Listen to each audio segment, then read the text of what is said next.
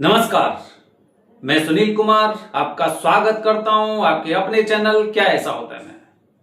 दोस्तों, जीवन में मंगल के लिए मंगल का मजबूत होना बेहद जरूरी होता है। नवग्रह में मंगल को वैसे भी सेनापति का दर्जा दिया गया है। सेनापति जिनके पास पूरी शक्ति होती है इंसान का जीवन और उसका व्यक्तित्व बदलने की। दोस्तों, लेकिन जब कुंडली में मंगल दोष हो जाए मतलब सेनापति को दोष लग गया। सेनापति का दोष व्यक्ति के जीवन में अलग अलग प्रकार की समस्या लेकर आते हैं। उदाहरण के लिए, यदि कुंडली में मंगल दोष है, जिसे काफी लोग मांगलिक बोलते हैं, शादी में समस्या हो सकती है, किसी प्रकार की पति पत्नी में अनबन हो सकती है, समस्या हो सकती है, स्वास्थ्य संबंधी समस्या हो सकती है, कोर्ट के केस हो सकते हैं, भूमि संबंधी विवाद हो सकता है। इस तरह की कुछ मुख्य समस्या होती है क्योंकि सेनापति को मंगल आपके अमंगल हो चुके हैं। इसीलिए ध्यान रखिए दोस्तों कि हमेशा मंगल की पूजा या फिर मांगलिक दोष के निवारण की पूजा के नियम बताए गए शास्त्रों के अनुसार, जिनमें पहला नियम मुख्य स्थान। यहां पर सबसे ज्यादा कंफ्यूजन तभी होता है क्योंकि मंगल के यहां पर अनेक मंदिर बन चुके हैं। अनेक मंदिर, जैसे कहते हैं ना कि यदि कहीं पर अगर आपको दिखाई देता है कि यह मंदिर बहुत ज्यादा प्रचलित हो गया है तो उसके आसपास प्रसाद वाले, फूल वाले धीरे धीरे करके वहां पर भीड़ बढ़ने लग जाती है। ये तो छोटे लोग होते हैं। दूसरे लोग क्या होते हैं कि इसी प्रकार का एक अल्टरनेटिव विकल्प तैयार कर देते हैं। जैसे दोस्तों, शास्त्रों के अनुसार बताया गया भगवान शिव जी के पसीने की बूंद से मंगल ग्रह का जन्म हुआ था। कहां पर? श्री अंगारेश्वर मंदिर ही वो शिवलिंग है। श्री अंगारेश्वर मंदिर जो भगवान शिव जी के पसीने की बूंद से शिवलिंग के रूप में परिवर्तित हुआ। सबसे पहले मंगल की पूजा इसी स्थान से हुई। लेकिन समस्या तब आई जब ये मंदिर जल में डूब जाता था और बिना भात पूजन के पूजन नहीं कर पाते थे, तो सरकार ने एक और मंदिर बनाया जिसका नाम रखा मंगलनाथ। अब दोस्तों, मंगल दोष को मंगलनाथ मंदिर से कनेक्ट करने लग गए, तो ज्यादातर लोग तो यहीं पे फंसे रह जाते हैं कि यहां पर पूजन करें या वहां पर करें। और इंटरनेट पर धीरे धीरे करके आप क्या देखेंगे, जैसे दोस्तों एक कहावत है, श्री रामचंद्र कह गए सिया से एक ऐसा समय भी आएगा, नए स्थानों पर भीड़ जुटेगी और मुख्य स्थान लुप्त हो जाएगा।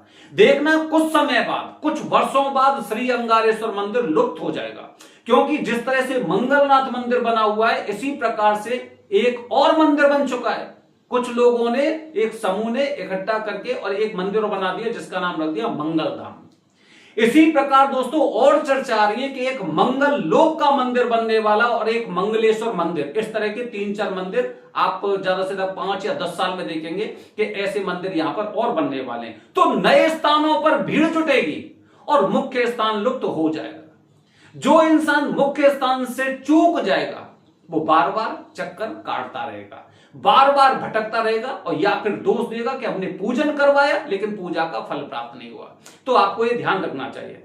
तो दोस्तों, अब हम आपको बताने जा रहे हैं मंगल दोष की पूजा करने के पश्चात कौन कौन से नियमों का हमें पालन करना चाहिए। 40 दिन के नियम कौन से होते हैं, क्योंकि दोस्तों जब भी कुंडली से संबंधित किसी प्रकार के दोष का पूजन किया जाता है, क्योंकि ये कुंडली के दोष इस जन्म से नहीं, हमारी पिछली योनियों में जैसा हमने कर्म किया था वो दोष यहां पे हमारी कुंडली में दिखाई देते हैं। तो इस दोष के निवारण की पूजा के पश्चात हमें हमेशा कुंडली में चाहे कालसर्प दोष हो, पितृ दोष हो, मंगल दोष हो, किसी प्रकार का दोष हो, हमें उससे संबंधित 40 दिन के नियमों का पालन करना चाहिए। सबसे पहले बात करते हैं दोस्तों, पहला नियम, हमेशा ध्यान रखिए कि हमेशा लहसुन, प्याज, मांस और मदिरा, इन चीजों से आपको परहेज करना चाहिए 40 दिन तक। हालांकि नियम 40 दिन के बोले जाते हैं, लेकिन जब आप घर से अर्जी लगाकर निकलते हैं तो नियम आपके तभी से शुरू हो जाते हैं और घर पहुंचने के पश्चात अगले दिन से इनकी 40 दिन लगातार गिनती होती है। तो 40 दिन के नियम बताए जाते हैं, लेकिन 40 दिन के नहीं बल्कि ज्यादा दिन के नियम होते हैं। तो जब आपकी अर्जी लग जाएगी, अर्जी लगाने के बाद से ही लहसुन, प्याज, मांस और मदिरा, इनका आपको परहेज करना है और परहेज ही नहीं, इनका नाम भी नहीं लेना है। पहली बात। दूसरी बात दोस्तों, हम अक्सर क्या करते हैं, जगह जगह भंडारे होते हैं या फिर शादी समारोह टाइप के होते हैं, प्रीति भोज होते हैं, हमें यहां पर भी जाने से बचना चाहिए। जाने का मतलब खाने से, यहां पर हमें खाना, इनका खाना नहीं खाना चाहिए। हमें किसी प्रकार के पैक्ड फूड जो आते हैं ना, आजकल लोग मैगी खाते हैं, कुरकुरे खाते हैं, नमकीन खाते हैं, ऐसी खासकर जो नमकीन से संबंधित चीजें होती है, इनका भी हमें परहेज करना चाहिए। ठीक है। अच्छा, आप में से काफी लोग ऐसे होंगे जिनकी शादी में समस्या रही होगी। शादी की समस्या के लिए इन्होंने हो सकता है यहां पर अर्क विवाह करवाया हो। तो जब भी शादी की समस्या के लिए हम यहां पर मंगल दोष का पूजन करने आते हैं, तो हमें पूजा करने के बाद सबसे अच्छा नियम, पहला नियम कौन सा होता है कि हम लगातार भगवान शिव जी के मंदिर में 40 दिन तक, भगवान शिव जी के मंदिर में जाते हैं 40 दिन तक, और शिव परिवार का हमें पूजन करना चाहिए। शिव परिवार का पूजन करना चाहिए। और सोमवार का व्रत, सोमवार का व्रत भी आपको करीब 5 सोमवार के व्रत आपको जरूर व्रत रखना चाहिए। 5 सोमवार के व्रत, क्योंकि आप ये विवाह में जिस प्रकार की आपके में विलंब हो रहा था, देरी हो रही थी, तो हम भगवान शिव जी से और माता पार्वती जी से प्रार्थना करते हैं कि हमें जो हमारा उद्देश्य था हम पूजन कर चुके हैं, अब पूजा का फल हमें प्राप्त हो। इसी प्रकार से जो लड़कियां होती है कुंभ विवाह करके जाती हैं, कुंभ विवाह करके जाती हैं, तो उनके लिए विशेष रूप से इसी प्रकार से उन्हें भी मंदिर जाना है, लेकिन उन्हें भगवान बृहस्पति, भगवान विष्णु का व्रत करना चाहिए गुरुवार के दिन। गुरुवार को व्रत करना है। गुरुवार को दोनों लोगों को, जो सोमवार को व्रत कर रहे हो, गुरुवार को लड़के और लड़की दोनों को ध्यान रखना चाहिए। नमकीन पदार्थ नहीं खाना है, मीठा खा सकते हैं, जैसे दही पराठे होते हैं, है ना, इस तरह की चीजें आप खा सकते हैं। किसी भी प्रकार का नमक या मिर्च, काफी लोग कहते हैं सेंधा नमक खा लिया, काफी लोग कहते हैं काली मिर्च खानी, बिल्कुल नहीं। किसी भी प्रकार का नमक, किसी प्रकार की मिर्च का आपको सेवन नहीं करना है जिस दिन आपका व्रत है। ठीक है। और जो लड़कियां जो गुरुवार का व्रत कर रही हैं, उन्हें पीला खाना खाना है। अगर पराठे भी बनाने हैं तो पीले बनाने हैं। ठीक है। उसमें कुछ भी बेसन मिलाकर या फिर हल्दी मिलाकर वो खाना चाहिए, और मीठा ही खाना है। ठीक है। इसके साथ में दोस्तों आपको क्या करना है, जैसे काफी लोग ऐसे होते हैं जिनके पति पत्नी में समस्या होती है।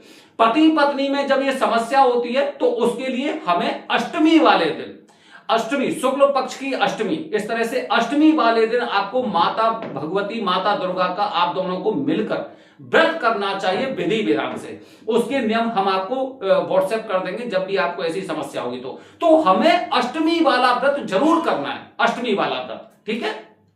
अच्छा, काफी लोग ऐसे होते हैं कि जिनके परिवार में मनमुटाव होता है, जिनके परिवार में मनमुटाव होता है, बंटवारे से संबंधित समस्या हुई या फिर किसी प्रकार का कोर्ट केस हो गया, कोर्ट केस हो गया, तो पुरुष क्या करेंगे, पुरुष क्या करेंगे, उस दिन मंगलवार का व्रत करेंगे। ऐसे पुरुष मंगलवार का व्रत करेंगे और हनुमान जी के 12 नाम, हनुमान जी के 12 नाम कपूर जलाकर और हनुमान जी की एक पंचमुखी हनुमान जी की आपको एक तस्वीर रखनी चाहिए और उनका कपूर जलाकर हनुमान जी के 12 नाम बोलने चाहिए, और बजरंग बाण भी आपको जरूर करना चाहिए, बजरंग बाण। अच्छा, ऐसी लड़कियां जिनकी शादी हो गई है, तलाक से संबंधित समस्या हो रही है, या फिर जिनका तलाक मतलब कोर्ट केस चल रहा है, तो इनको क्या करना है, इनको माता दुर्गा का सप्तशती का पाठ करना है, माता दुर्गा सप्तशती का पाठ करना है, इनको निरंतर करना है। सोमवार या मंगलवार से शुरू करके और लगातार इनको 40 दिन तक, कम से कम 40 दिन तक माता दुर्गा सप्तशती का पाठ करना है। अच्छा, सप्तशती का पाठ एक बड़ा होता है और छोटा सा भी होता है, 8-10 लाइन का। ठीक है, उसे भी कर सकते हैं। इसी प्रकार से यदि जमीन से संबंधित कोई समस्या है, जमीन से संबंधित यदि किसी प्रकार की कोई समस्या है, तो आपको हनुमान जी का हनुमान चालीसा जरूर पढ़ना चाहिए। और आपको, क्योंकि भूमि पुत्र मंगल माने जाते हैं, भूमि के पुत्र मंगल माने जाते हैं, और भूमि की समस्या चल रही, तो सबसे पहले हम मंगल को, क्योंकि पूजा कर चुके हैं, तो हमें हनुमान चालीसा पढ़ना चाहिए। ये ध्यान रखिए, काफी लोग ना चूक जाते हैं कि कोर्ट से संबंधित समस्या होगी तो हम बजरंग बाण पढ़ेंगे, कपूर जलाकर। ध्यान रखिए, किसी और चीज से नहीं, कपूर, भीमसेनी का कपूर आता है, भीमसेन का, वो कपूर आपको लेके आना है और आपको बजरंग बाण पढ़ना है। और अगर आपको जमीन से संबंधित किसी प्रकार की समस्या है, भाई बहनों से संबंधित किसी प्रकार की समस्या है, बंटवारे से संबंधित कोई समस्या है, तो आपको हनुमान चालीसा पढ़ना है। इन चीजों का विशेष रूप से आपको ध्यान रखना चाहिए। हमें 40 दिन के नियमों का पालन करना है। हम विशेष प्रकार का पूजन करके आए, हमें उस पूजा का फल प्राप्त हो। अच्छा, जो लड़कियां जो कुंभ विवाह करके आई, उनको एक बात और ध्यान रखनी चाहिए कि चने की दाल और गुड़ मिलाकर और इनको हमेशा हमेशा गुरुवार वाले दिन किसी गाय को जरूर खिलाना चाहिए। हो सके पीली गाय मिल जाए तो वो सर्वश्रेष्ठ मानी जाती है।